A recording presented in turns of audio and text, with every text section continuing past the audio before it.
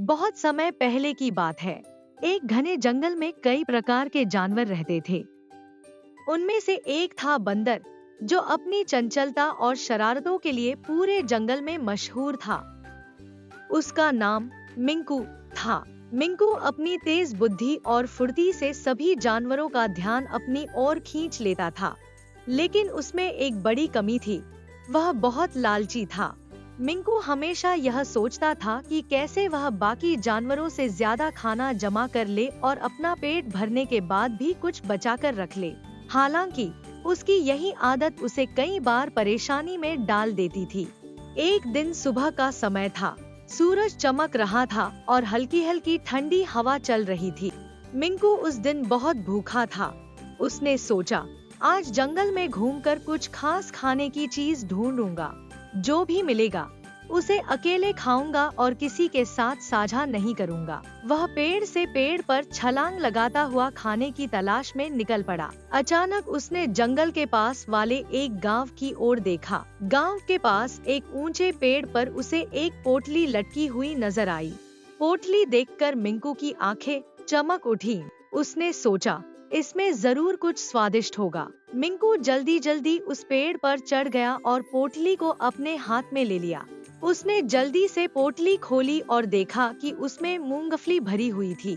मूंगफली देखकर मिंकू बहुत खुश हुआ। उसने एक मूंगफली अपने मुंह में डाली और उसकी मिठास का आनंद लेने लगा। लेकिन तभी उसकी नजर दूर जमीन पर पड़ी एक और पोटली पर पड़ी। उसने सोचा, अगर यह पोटली इतनी अच्छी है तो वह दूसरी पोटली जरूर इससे भी बेहतर होगी। हो सकता है उसमें मिठाई या कुछ और स्वादिष्ट चीज हो।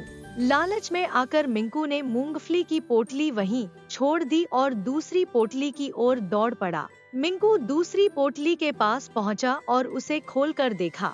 इस बार उसमें मक्के के दाने थे। मक्के के दाने देखकर मिंकू थोड़ी देर के लिए खुश हुआ, लेकिन फिर उसकी नजर कुछ दूरी पर एक और बड़ी पोटली पर पड़ी।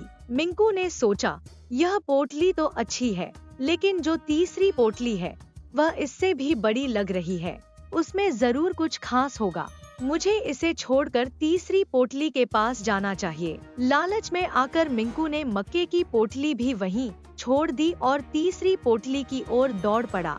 तीसरी पोटली एक बड़े पत्थर के पास रखी हुई थी। मिंकू ने उत्सुकता से उसे खोला, लेकिन जब उसने पोटली खोली तो उसके अंदर कुछ भी नहीं था। वह खाली थी। मिंकू को समझ नहीं आया कि अब क्या करे। वह परेशान हो गया और उसने सोचा, अरे, मैंने मूंगफली और मक्के दोनों पोटलियां छोड़ दी। अब मेरे पास कुछ भी नहीं बचा।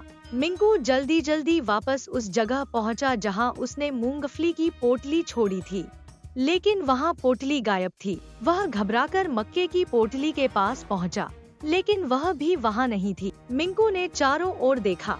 तभी उसने देखा कि कुछ चूहे उसकी मूंगफली और मक्के के दाने लेकर भाग रहे हैं। मिंकू ने उन्हें रोकने की कोशिश की, लेकिन तब तक वे दूर जा चुके थे। अब मिंकू के पास कुछ भी नहीं बचा था। वह उदास होकर एक पेड़ की शाखा पर बैठ गया और सोचने लगा, क्यों मैंने लालच किया?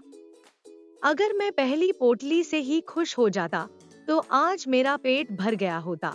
मिंकू को अपनी गलती का एहसास हुआ। उसने खुद से वादा किया कि आगे से वह लालच नहीं करेगा और जो उसके पास होगा उसी से संतुष्ट रहेगा। इस घटना के बाद मिंकू की लालच की कहानी पूरे जंगल में फैल गई। जानवर उसे देखकर कहते, लालची मिंकू, अपनी मूंगफली भी खो दी और मक्के के दाने भी। मिंकू को यह सुनकर शर्मिंदगी महसूस होती, लेकिन उसने इस बात को सकारात्मक रूप से लिया। उसने तय किया कि वह अपनी इस आदत को सुधारकर जंगल के अन्य जानवरों के लिए एक उदाहरण बनेगा। इस कहानी से यह सीख मिलती है कि हमें लालच नहीं करना चाहिए। लालच करने से न केवल हम वह खो देते हैं जो हमारे पास है, बल्कि कभी कभी हमारी जरूरतें भी पूरी नहीं हो पाती। संतोष का जीवन ही सुखी जीवन है।